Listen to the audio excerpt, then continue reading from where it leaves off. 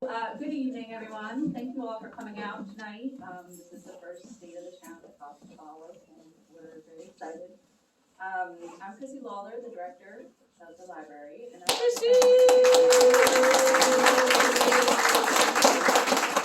just want to thank Jim and Drew for taking the time to update the community on all the different projects that are happening in the town. Jim will give a short presentation and then open the floor for questions.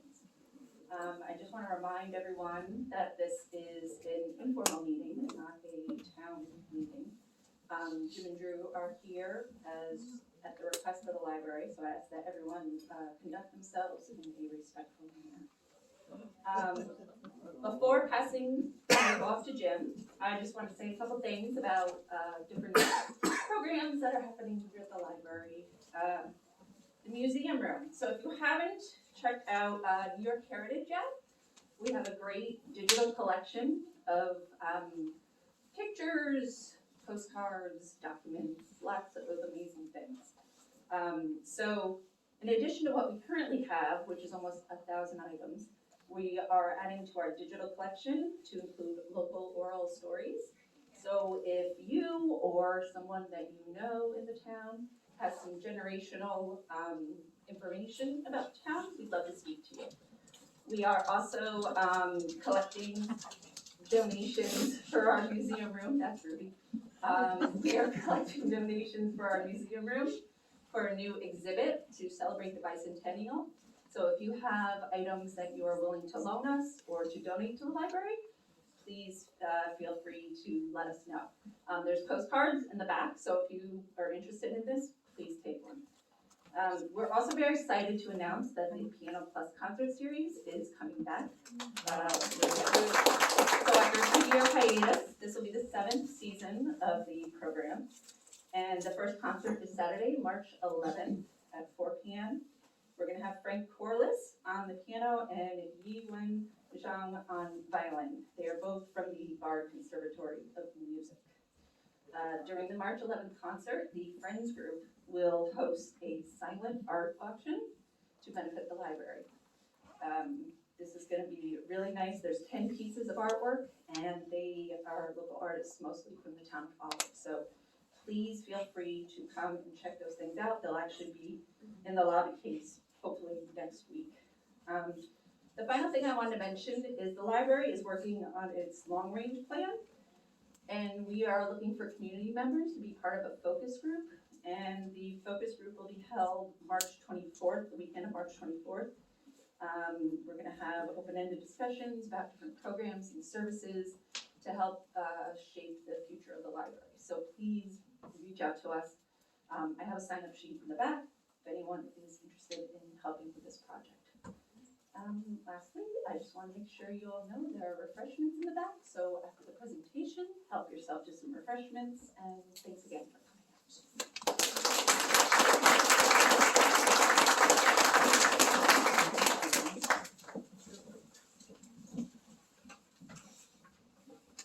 Hello. Well, thank you all for coming. And thank you, Chrissy and the Olive Library for hosting us this evening, and thank you to Bill Melvin for his little PA system here so you can hear us if I stand in the right place. It's really nice to see you all. We don't get a chance in our town board meetings to engage much with the public back and forth because we have so much on our agenda that we try to just do the business of the town as expediently as we can. I was originally going to give everyone like an overview of what everyone does in the town because a lot of people don't understand how local governments work. But I realized that that was going to take forever and it would be really boring. So what I did was I brought a bunch of the town organizational contact info, who's on committees and things like that. There's a pile of them back on the table. You're welcome to take 1 or 2 or 3, put them up near your fridge or phone or whatever you use. Anyway, and you can tell when you look at that, we have a very robust staff in our town. We have a really great recreation director. We have a really great highway department, office staff. You know, everyone works really hard in this town, and especially in our office staff, like in the highway, we are minimal staff, minimal. So it's hard for us to do much more than we are now, rather than hiring everyone else. We just pitch in a little more. And I wanted to thank all the people that work for the town, and I also wanted to thank all the people that volunteer on all the committees and make this town what it is, and has been for the last.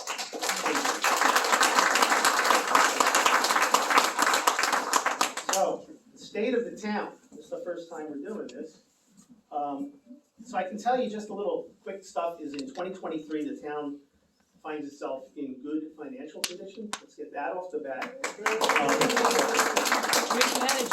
Our budget for 2023 is $6.5 million. The budget increased by 3.9% from 2022. That was the largest increase we've had in several years. It was resulting in a tax increase of 3.3626%. The increase was largely due to conservatively projected revenues for 2023, projected increases in fuel and heating costs, a 4% increase in labor costs, and an increase in health insurance costs of over 5%. A little bit about this. All right, and the town board, let me just give you a little background on what we do. The town board consists of 5 elected members. There are 2 of them here. Three. Oh, there's 3 of them here. If you have any problems with anything, just see them, okay?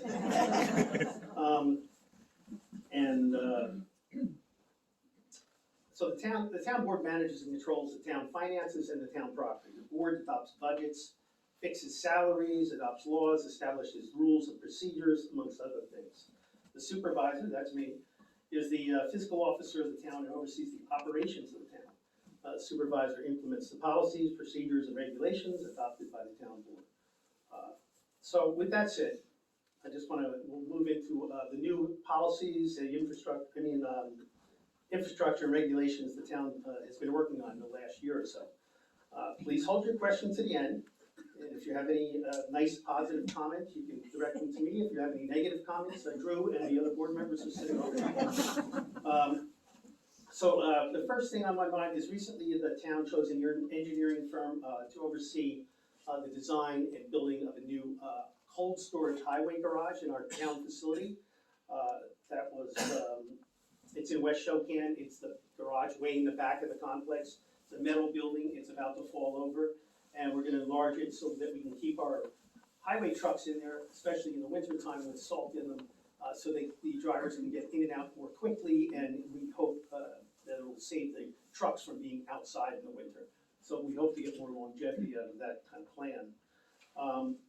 Construction for that we hope will begin in 2024. In 2022, the board approved an easement for the installation of a small building behind the town hall in Shokan. You might have seen that in the corner of the parking lot. That was put in by Margaretville Telephone Company, and the town did a little bit of a bartering. I bartered with them for things to do that. We granted them this easement, and in exchange we got free fiber broadband at the town hall court office facility, as well as low-cost telephone. So that was really nice for the police department and court to have that. And if you know that area, it's pretty dicey for cell phone service, so we'll probably, once we get that up and running, we'll probably put like a cell booster there for that building at least. The American Legion building in Shokan, the Olive First Aid in Shokan, and the Olive Fire Department in Shokan will also all receive free fiber broadband out of that deal. That fiber broadband line is running from the Stewarts in Woodstock along the 28 corridor to the turnoff up to Lexington in Shandaken. When they installed it, they put loops in so that eventually commercial facilities will have access to it first once they go online, and we hope that they will do some build out in those areas where there's more density and it's affordable or reasonable for them. The other thing about fiber is the town just signed an agreement with Archtop Fiber to install fiber build out in the town in exchange for them pursuing funding for any broadband build out that might come for the town. So the town right now is about 98% built out from Spectrum. As you know, I don't know, how many people here love Spectrum? Raise your hand. We're hoping that if we get the opportunity to get this build out eventually, they're gonna first start building out in the Kingston, Ulster area where there's more density. But if they start to build out in this area, we feel it's gonna be highly competitive with Spectrum. And they're going 1-to-1 with Spectrum in those areas, in the Hudson Valley towns. We also, in 2022, the town alerted a public alert system. I don't know if these were sent out to every house, okay? And what they're for is an emergency alert system.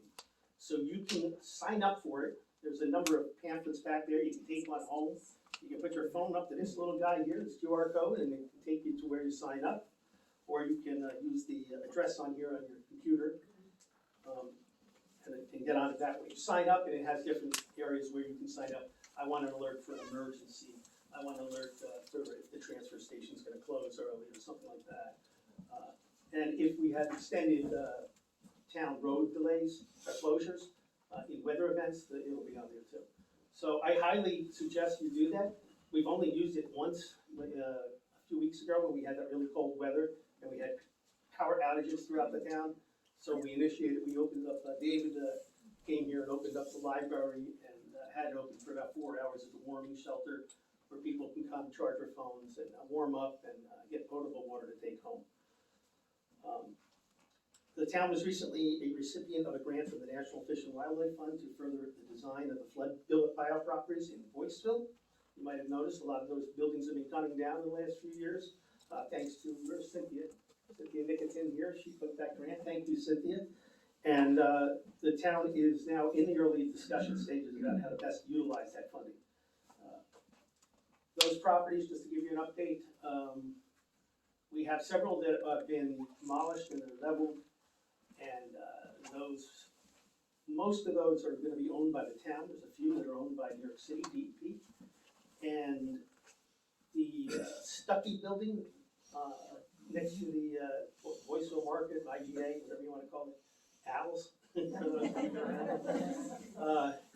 That building is behind there is going to come and get demolished probably starting in the spring. So we'll have this area in town where we'll have waterfront access. And all of these we hope to kind of design into like an interconnected park-like thing in Boyceville. The landmark, the old landmark, the great building across the street, that's... Yeah, we know what you're talking about. Yeah. Hey, I thought you were still there. I mean, I am. in some ways you are, right? Yeah, that building and what's next door to that? Maverick are all slated to be in the flood buyout program. Anybody, we've had discussions of this for years and years and years, and the flood insurance rates are very prohibitive because all of those buildings are in the 100-year floodplain.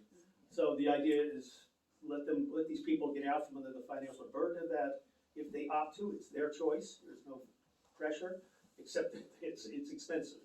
And some of these property owners have properties for sale for years and years and years and never can sell it because they're in the floodplain.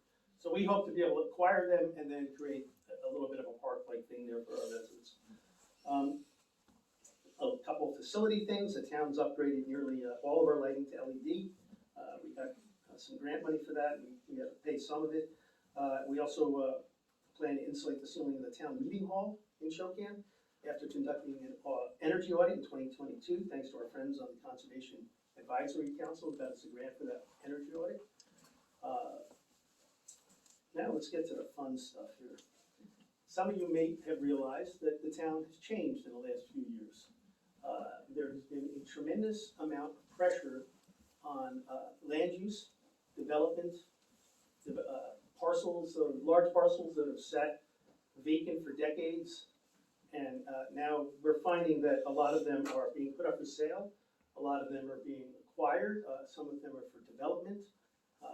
Like I tell people, the guy that just spent $1 million buying a field across from your house didn't buy it so you can continue to look at it. There's probably a motivation there. And what we're finding is that a lot of these developments, the builder, the developer, is looking to maximize his profits, and they're putting up $1 million plus homes. We're starting to lose the rural quality of our town that way, and we're certainly not building affordable housing doing that. So just wanted to mention that. But in 2022, the town, and because of this stuff coming up and the amount of short-term rentals in the town as well, we decided we enacted a short-term rental law to regulate and inspect short-term rentals for health, safety, as well as trying to control the number of short-term rentals in the town. Many of them take away possible housing for people in the town. We set up a fee inspection process, and we have a process to determine residency requirements, which is actually one of the more challenging things in all this. The implementation of these regulations has already resulted in, from my understanding of people I've met people that have several long-term housing rentals and home sales for full-time residents. So I can sleep well at night after 2 years of people telling us this will never work, and it's working. So Way to go, Jim. And it's incremental. It's only going to be a little here and a little there. All of this housing stuff is like that.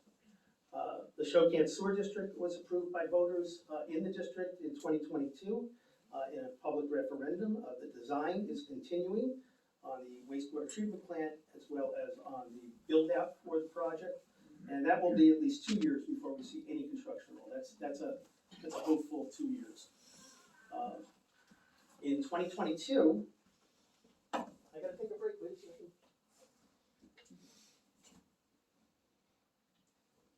The town was working on a comprehensive plan with a comprehensive plan committee and completed what we call phase 1 that we funded for the comprehensive plan.